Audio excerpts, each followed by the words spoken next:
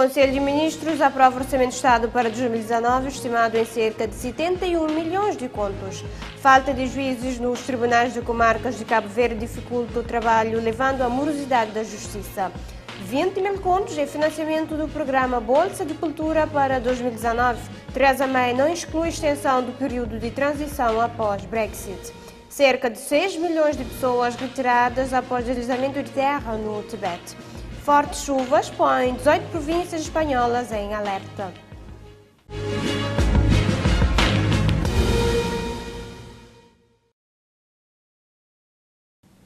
Boa noite, seja bem-vindo ao jornal. O Governo anunciou hoje, no Dia Nacional da Cultura, novo financiamento do programa Bolsa de Acesso à Cultura no montante de 20 mil contos, valor que pretende garantir maior sustentabilidade aos beneficiários, sublinha o Primeiro-Ministro Ulisses Correia Silva. O projeto Bolsa de Acesso à Cultura consiste numa política ativa de financiamento de atividades múltiplas que inclui desde aulas, oficinas ou aulas de iniciação artística ligados às indústrias criativas. Nesta quinta-feira, em comemoração ao Dia Nacional da Cultura, foi apresentado o relatório do programa Bolsa de Acesso à Cultura, ou BA Cultura, referente ao ano 2017-2018, o que, segundo a coordenadora do programa, Indira Lima, foram beneficiadas 42 escolas e 1.167 bolseiros a nível nacional. Foram beneficiadas 42 escolas, sendo 1.167 bolseiros a nível nacional, das 9 ilhas e 16 municípios. Sendo que artesanato corresponde a 10%, artes plásticas 7%, artes em pedra 1%, construção de instrumentos 4%, dança 24%, música 37%, reciclagem 1%, teatro 16%. O projeto contribuiu ainda para que 8 escolas dessem seguimento ao processo do registro oficial na Conservatória. 3 escolas, associações, procedessem à regularização das suas documentações. O programa Bolsa de Acesso à Cultura, ou BA Cultura, foi criado em 2016, que tem, entre outros objetivos, proporcionar sustentabilidade às escolas de artes, promover a massificação cultural, bem como a inclusão sociocultural, financiando as propinas dos alunos que são de famílias com baixo rendimento. Atribuir bolsas de acesso a crianças e jovens oriundas de famílias com baixo poder econômico, estimular atividades de iniciação artística para crianças e jovens que não têm acesso ao ensino das artes. Contribuir para a criação direta e indireta de postos de trabalho, visto que irá garantir a sustentabilidade das escolas. Contribuir para elevar o nível de aptidões e de ferramentas sociais disponíveis às crianças e jovens. BA Cultura teve início com um financiamento global de 11.150.000 escudos, sendo que o ano de 2018 teve um orçamento 100% financiado pelo Tesouro no valor de 10.195.800 escudos, um valor que para o ano 2019 vai ser duplicado, conforme anunciou hoje o Primeiro-Ministro Ulisses Correia Silva.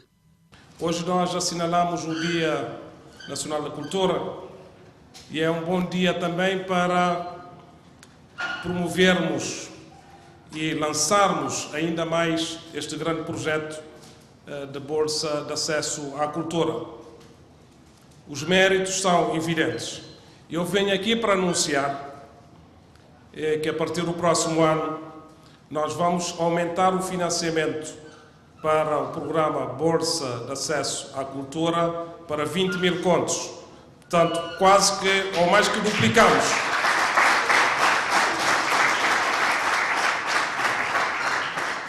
Isso vai significar mais crianças e mais jovens a terem acesso em todas as ilhas, em todos os concelhos. Vai significar mais escolas de ensino de arte e cultura a aparecerem, a terem mais sustentabilidade. O Dia Nacional da Cultura, que hoje se comemora em todos os cantos do país, sob o lema Cultura no Coração das Ilhas, teve também o seu primeiro momento no Palácio do Governo, com a apresentação da Escola de Dança Escala Maior, uma das beneficiárias da Bolsa de Acesso à Cultura. O Conselho de Ministros aprovou esta quinta-feira a proposta do Orçamento do Estado para o ano econômico de 2019. no montante de 71 milhões de contos, mais 10 milhões de contos do que o Orçamento do Estado de 2018. Numa conferência de imprensa, o porta-voz da reunião, o ministro dos Negócios Estrangeiros e Comunidades, Luís Filipe Tavares, afirmou que a proposta do Orçamento do Estado para o ano 2019 está resumida no crescimento econômico e emprego. Realçou ainda que o Orçamento do Estado de 2019 vai na linha das grandes preocupações do governo. Se eu podia resumir em duas palavras a proposta do Orçamento do Estado para 2019, diria o crescimento económico e o emprego. Obviamente que estamos a trabalhar para garantir a continuidade da estabilidade macroeconómica do nosso país, que é fundamental, sem perder de vista os grandes investimentos que nós temos que fazer nos setores como a saúde, a educação, a própria economia, e acreditamos que este orçamento para 2019 vai na linha daquilo que são as grandes preocupações do Governo nesta legislatura, nomeadamente a questão do emprego. É um orçamento voltado para a criação de novos empregos no nosso país. A proposta ainda prevê um crescimento acima dos 4,5%. Segundo o ministro, há um conjunto de dificuldades que já foram identificadas, acrescentando que em 2019 o governo irá melhorar o funcionamento da inspeção judicial. Vamos pôr isto a funcionar como deve ser. Há um conjunto de dificuldades, as dificuldades já foram identificadas, nós vamos trabalhar agora para que durante o ano de 2019 a inspeção judicial funcione convenientemente de acordo com aquilo que são as prerrogativas do governo e que constam do programa do governo. Durante a reunião foi aprovado o projeto de proposta de lei que altera a lei que define a organização, a competência e o funcionamento dos tribunais judiciais. O projeto de lei que altera a lei número 84/8/2015 de 6 de abril, que aprova a inspeção judicial, bem como o decreto-lei que estabelece as normas a que deve obedecer a realização do Recenseamento Geral da População e Habitação, Censo 2020. A primeira Comissão Especializada de Assuntos Constitucionais, Direitos Humanos, Segurança e Reforma do Estado esteve a avaliar a reforma no setor de justiça em Cabo Verde em audições realizadas esta quinta-feira na Assembleia Nacional. A presidente da Comissão Especializada de Assuntos Constitucionais, Direitos Humanos, Segurança e Reforma do Estado, Joana Rosa, acredita que houve mudanças e avanços em relação à produtividade dos tribunais, principalmente na resolução das pendências dos processos. Nós estivemos hoje a fazer uma avaliação da reforma, a ver os avanços, se há. Acho que há alguns avanços em relação à produtividade dos tribunais, à redução da morosidade processual, de processos. Há questões que foram levantadas pelo Provedor de Justiça que tem a ver com o Tribunal de Relação, sua localização em Santa Catarina, tem que se discutir, essa questão tem que ser discutida. A questão do aumento de juízes desembargadores no Tribunal de Sotavento, de Relação do Sotavento também, é questão que tem que ser vista. Há questões de reformas que ainda não foram concretizadas, tem a ver com a criação dos tribunais de pequenas causas, com os tribunais também de execução de penas. O aumento da credibilidade da justiça, bem como o aumento dos conflitos sociais, tem feito com que haja congestionamento na demanda da sociedade cabo-verdiana com os processos na justiça para a resolução dos seus problemas. Desta forma, o presidente fala de algumas formas de trabalhar para evitar a entrada de alguns processos nos tribunais. Temos vindo a constatar um certo aumento de litígio. Isto tem a ver com o aumento da credibilidade da justiça, sim, mas também tem a ver com conflitos sociais que advêm de incumprimentos. O Sr. Presidente do Conselho Superior de Magistratura Judicial deixou-nos, por exemplo, aqui dados em relação a incumprimentos de contratos, número assustador. Então há que trabalhar essa vertente de impedir que os tribunais, que processos entrem nos tribunais. Como fazer isso? Primeiro é, portanto, chamar a atenção da sociedade cabo-verdiana para valores, cumprimento de valores, da boa tradição, daquilo que Cabo Verde era outrora. E assim, as audições ouvidas nesta quinta-feira e que terão segmento amanhã 19 na Assembleia Nacional servem para a recolha de informações para a preparação do debate sobre a situação da justiça agendada para a segunda sessão plenária do mês de outubro. A falta dos juízes nos tribunais das comarcas de Cabo Verde dificulta os trabalhos e leva à pendência dos processos crime e principalmente os processos civis, contribuindo desta forma à morosidade da justiça. Segundo o presidente do Conselho Superior da Magistratura Judicial, Bernardino Delgado, há uma grande dificuldade no preenchimento do quadro da inspeção nos tribunais, bem como no reforço da Bolsa dos Juízes. Neste sentido, concluiu que seria necessário o aumento de pelo menos 10 juízes para um bom funcionamento dos tribunais. Nós sentimos alguma dificuldade em preencher, por exemplo, todo o quadro efetivo da inspeção, precisamente porque o número de juízes também está todo, portanto, afeto aos tribunais, e tivemos essa dificuldade de ter alguma margem de escolha do juiz para afetar a inspeção.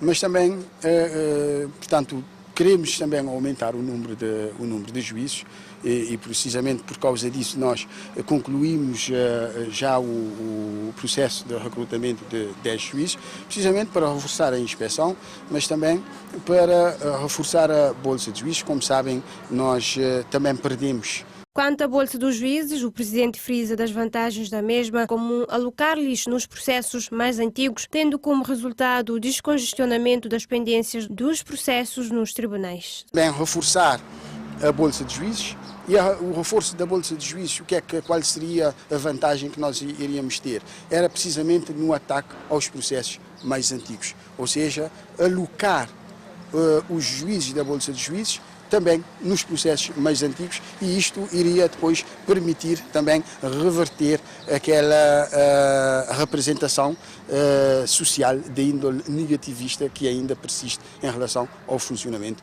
dos tribunais. Ainda na resolução das pendências dos processos, Bernardino Delgado fala da justiça alternativa, os mecanismos de resolução, desviando desta forma os processos que não serão necessários darem entrada nos tribunais, encaminhando-os para os mecanismos alternativos.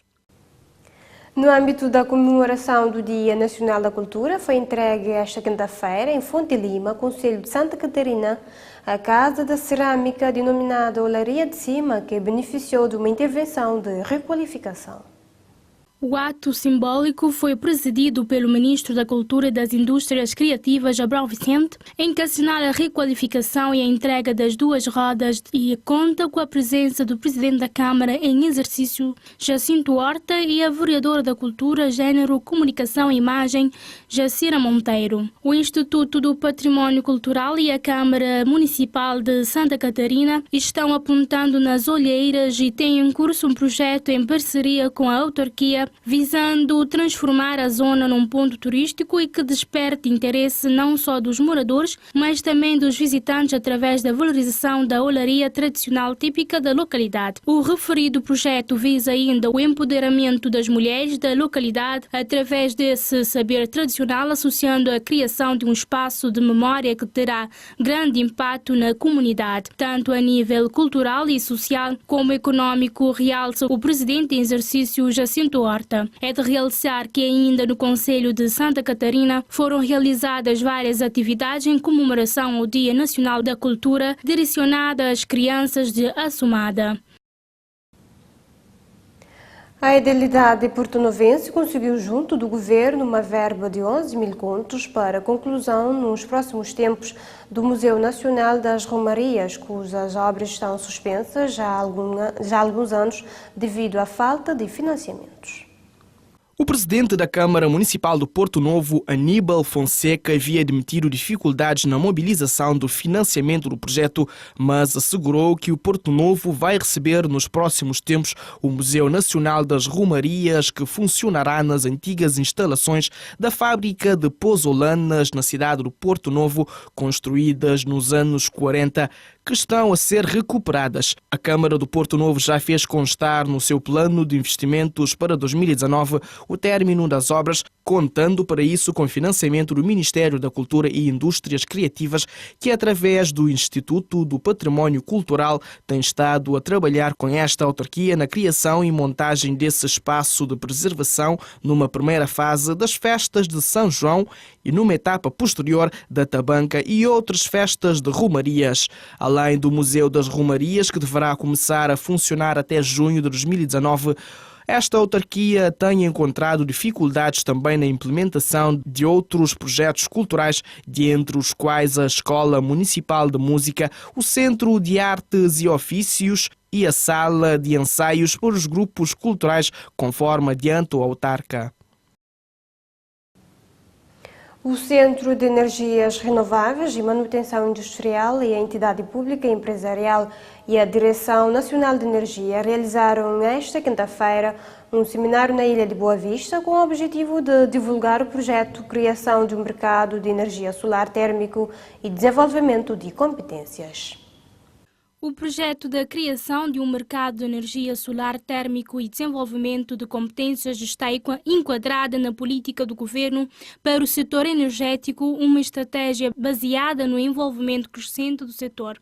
Com o apoio da cooperação espanhola, o governo de Cabo Verde, através da Direção Nacional de Energia, Indústria e Comércio e o Centro das Energias Renováveis e Manutenção Industrial, estão a implementar um projeto que apoiará na criação de um mercado de energia solar térmico para o aquecimento da água sanitária ou pré-aquecimento industrial em Cabo Verde, bem como no desenvolvimento de capacidade endogénea, garantindo a segurança e confiança no mercado. O evento acontecerá na sala de conferência Passos do Conselho da Boa Vista e tem como principal objetivo apresentar a estratégia de implementação e os avanços conseguidos, mas também a conhecer a situação atual, as potencialidades e propostas de estratégias para o desenvolvimento do mercado de energia solar.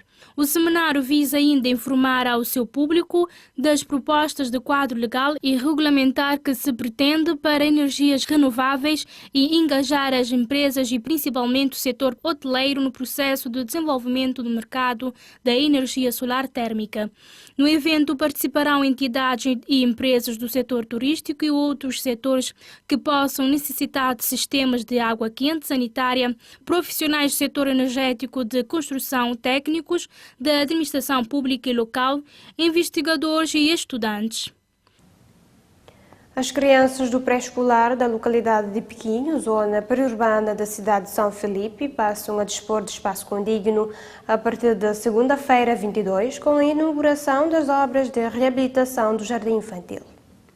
A reabilitação desta infraestrutura educativa, a primeira iniciativa do Grupo de Mulheres para o Desenvolvimento do Fogo, foi realizada com os recursos mobilizados através do concerto beneficente realizado no final de junho, promovido pelo grupo. Segundo uma nota de imprensa, a reabilitação do jardim, visando a melhoria das condições para as crianças da localidade do interior de São Felipe frequentar o pré-escolar, já está concretizada e o ano inaugural e entrada em funcionamento está agendado para segunda-feira 22. O ato contará com a presença da equipa da Edilidade de São Felipe, membros do grupo e todos quantos deram contributo para a materialização do projeto. Desde o início do ano letivo, as crianças do Pequinho, segundo Maria da Graça, um dos elementos do grupo, foram acolhidas provisoriamente na casa da monitora enquanto decorriam as obras e, com a conclusão das mesmas, as crianças serão transferidas para o jardim reabilitado. O grupo de Mulheres para o Desenvolvimento do Fogo é constituído por mulheres residentes na ilha e preocupadas com a situação econômico-social e de desalento que se vive nesta parcela do território nacional. Inicialmente constituído por 7 mulheres de diferentes setores profissionais: privado, comunicação social, direito, ONG, turismo e restauração, o grupo acredita que podem motivar outras mulheres de todos os concelhos da ilha a fazer o mesmo, que juntas podem dar um contributo válido ao desenvolvimento do Fogo, que é a ilha mais pobre de Cabo Verde, segundo um dos integrantes do grupo, Maria da Graça. A Volta da Cassiopeia é o mais novo livro poético de Vadinho Velhinho, lançado hoje na cidade da Praia. O autor de 8 livros, o escritor Vadinho Velhinho, lança hoje mais uma obra poética intitulada A Volta da Cassiopeia. O lançamento do livro teve início às 18 horas de hoje, está a decorrer no Salão de Banquetes da Assembleia Nacional. O livro A Volta da Cassiopeia foi publicado pela Artiletra, a única editora existente no país que publica artigos, ensaios e ficções literárias há 27 anos. É de realçar que o autor do livro é também editor do jornal e revista cabo-verdiana Artiletra. O livro é uma obra poética relacionada às crianças e foi estreada recentemente em São Vicente. Agora é tempo para as principais manchetes da África.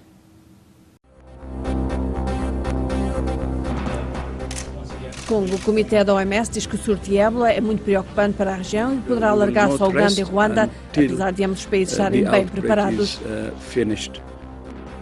Como hoje, o ministro do Interior, Mohamed Daoud, fala sobre os recontos entre forças governamentais e opositores do presidente Assoumani, cujas tentativas para alargar sua presidência provocaram grande ira. Somália começou a ser possível fazer compras pela internet, apesar das deficiências das infraestruturas.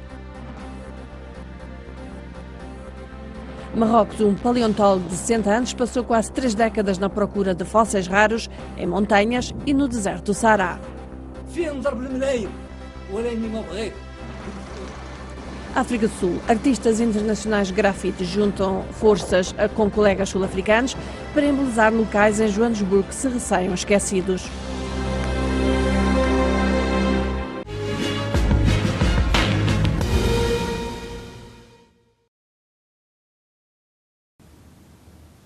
Acompanhe a VOA com as principais manchetes do mundo.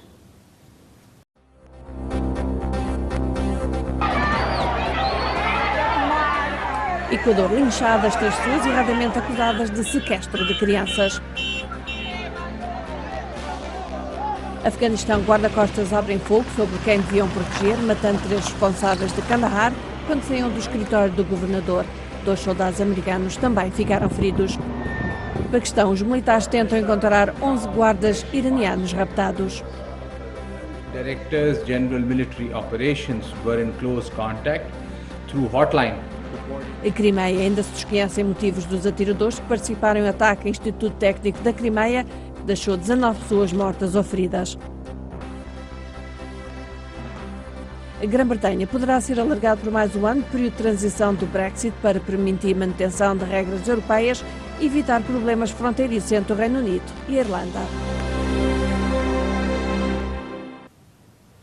Página internacional, os partidos da oposição em Moçambique devem apresentar recursos face aos resultados das eleições autárquicas de 10 de outubro em pelo menos 7 municípios, anunciou hoje o Centro da Integridade Pública, organização não governamental. O mandatário da Resistência Nacional Moçambicana, André Magibiri, já tinha dito na segunda-feira à Lusa que o partido ia apresentar recurso em 5 autarquias. O boletim eleitoral do Centro da Integridade Pública tinha anunciado também na quarta-feira que o Movimento Democrático de Moçambique, terceiro maior partido moçambicano, ia recorrer, levando para 7 o número de municípios em que os números vão ser contestados judicialmente. Moatese, Alto Molacué, Morromeu, Manapo, Tete, Melange e Chimoio. Em alguns casos, os 2 partidos da oposição avançam juntos, noutros em separado, acrescenta. Resultados oficiais divulgados no domingo dão vitória à Frente de Libertação de Moçambique, Frelimo, partido no poder em 44 municípios. A Renamo em 8 autarquias, em que o Movimento Democrático de Moçambique, terceiro maior partido, ganhou no município da Beira. Relativamente a 2013, a Frelimo perde 5 municípios para a oposição. A primeira-ministra britânica Theresa May não excluiu a possibilidade de aceitar uma extensão do período de transição após o Brexit para ter mais tempo para alcançar um acordo comercial com a União Europeia. Uma nova ideia surgiu, e essa ideia neste momento é a opção de estender o período de transição por mais alguns meses. Mas seria mesmo só alguns meses, disse a entrada para o segundo dia do Conselho Europeu em Bruxelas. No entanto, de acordo com a primeira-ministra britânica, essa opção só seria ativada caso não fosse possível fechar o acordo para a futura relação comercial a 31 de dezembro de 2020, dia em que termina o período de transição já acordado. Estamos a trabalhar para que a relação futura esteja em vigor no final de dezembro de 2020. Estou confiante que é possível fazer isso e nessas circunstâncias não haveria necessidade para qualquer medida deste tipo, sublinhou Theresa May. Os líderes europeus continuam reunidos hoje em Bruxelas para uma sessão de trabalhos do Conselho Europeu dedicada sobretudo às questões das migrações e da cibersegurança, seguindo-se uma cimeira do euro, na qual participará também o presidente do Eurogrupo, Mário Centeno. O governo francês reconheceu o estado de desastre natural em mais de 120 municípios no departamento de Aude, no sul de França, afetado no início da semana por graves inundações que provocaram pelo menos 14 mortos e 75 feridos. A medida publicada hoje no Jornal Oficial francês permite aos afetados serem recompensados rapidamente pelas seguradoras sob o regime de desastres naturais, prometido na segunda-feira pelo primeiro-ministro Édouard Philippe. De acordo com o novo balanço das autoridades, 6 pessoas morreram em Trèbes, 3 em Villalier, 2 em Villaliers, uma em Villa-Redonelle, uma em Carcassonne e uma em Saint-Quadot. As fortes chuvas que atingiram o sul da França na noite de domingo causaram uma subida de 7 metros do rio Aude, que dá nome à região, algo que não ocorria desde 1891. As chuvas causaram também danos elevados em Villa-Redonelle, onde uma mulher perdeu a vida depois de ser arrastada pelas águas, existindo ainda relatos de pelo menos 8 feridos graves devido à intempérie. Cerca de 6.000 pessoas foram retiradas de suas casas após um deslizamento de terra no Tibete que bloqueou o fluxo de um dos principais rios da região, revelaram hoje os serviços de emergência da China. Um largo de barreira foi formado em Yarlungo Tsampo, a nascente do rio Brahmaputra, na Índia, após o desmoronamento de um penhasco no vale através do qual o rio corre, informou a agência local de resposta a emergências num relatório divulgado pelas médias estatais. Não foram registradas vítimas. Até agora, o serviço de emergências disse que a China tem mantido a Índia atualizada sobre o bloqueio que poderia afetar os níveis de água nas regiões mais baixas. O deslizamento de terra ocorreu perto de uma aldeia no condado de Menlin e a água no lago subiu para a altura de 40 metros, informaram os serviços. Com seus picos e glaciares impotentes, o Tibete é a fonte de inúmeros rios asiáticos, aumentando a influência estratégica da China sobre seus vizinhos do sul. O rápido aumento das temperaturas fez com que estes glaciares derretessem a um ritmo crescente, lançando uma sombra sobre os recursos hídricos futuros para a China e outras nações asiáticas. A confluência de 2 tempestades sobre a Península Ibérica, uma do Mediterrâneo e outra do Atlântico, colocou hoje em alerta 18 províncias por causa das chuvas fortes e persistentes, segundo a Agência de Meteorologia Espanhola. A comunidade valenciana tem alerta vermelho em Castellón para chuvas cujo valor acumulado pode chegar aos 180 litros por metro quadrado em 12 horas e alerta laranja para uma intempérie que afetará a costa do norte e do sul da província. Na província de Valência foi decretado alerta laranja para chuva persistente que deverá fazer cair 40 litros de água em 1 hora ou 150 litros por metro quadrado em 12 horas, enquanto em Alicante foi ativado o alerta amarelo para precipitação de 20 litros em 1 hora e a tempestade nas áreas do litoral. Toda a Andaluzia está em alerta, com exceção a Jaén, devido às fortes chuvas que a província de Granada e Málaga em alerta laranja farão cair 30 a 40 litros por metro quadrado em 1 hora na costa de Granada e nas localidades de Axarquia. As Ilhas Baleares mantêm o alerta laranja ativado em Ibiza, Formentera e Maiorca, devido às chuvas de até 100 litros por metro quadrado em 12 horas. Na Catalunha também estão previstas fortes chuvas e por isso a Agência Meteorológica Espanhola levou aviso para laranja em Girona e Tarragona por chuvas de até 100 litros em 12 horas nas áreas de Pirineus, na Depressão Central e no litoral. Barcelona permanece em alerta amarela por causa das chuvas e tempestades.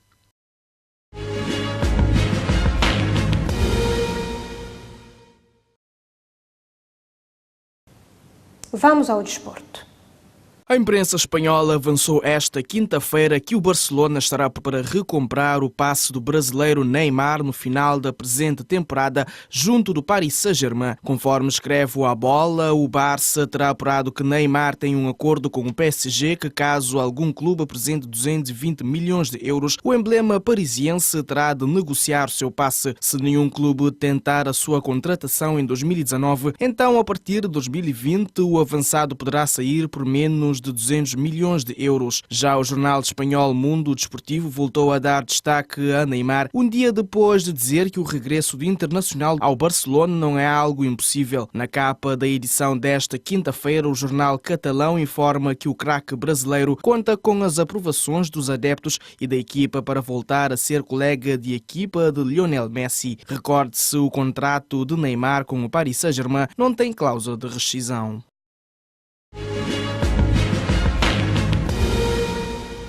Numa altura em que aumentam as notícias que Neymar poderá partir no final da temporada e regressar ao Barcelona, o Paris Saint-Germain também já está a pesquisar o mercado por alternativas e Antoine Griezmann, do Atlético de Madrid, estará no topo. De acordo com a imprensa francesa, o PSG estará disponível para pagar os 150 milhões de euros da cláusula de rescisão de Griezmann se perder Neymar. O clube parisiense ficaria assim com o ataque da seleção francesa, visto que já conta com Mbappé. O clube italiano ficou impressionado com a exibição de Marcus Rashford frente à Espanha, onde marcou, e estará a preparar uma proposta milionária avaliada em 74 milhões de euros pelo passe do avançado inglês. De acordo com o The Sun, os responsáveis da Juventus sabem que Rashford não está muito contente no Manchester United, onde tem sido pouco utilizado pelo treinador José Mourinho. Essa situação poderá ajudar numa possível transferência. No entanto, o Manchester United não parece muito disponível para negociar o jogador de apenas 20 anos, porque é visto como um dos avançados mais promissores do panorama europeu.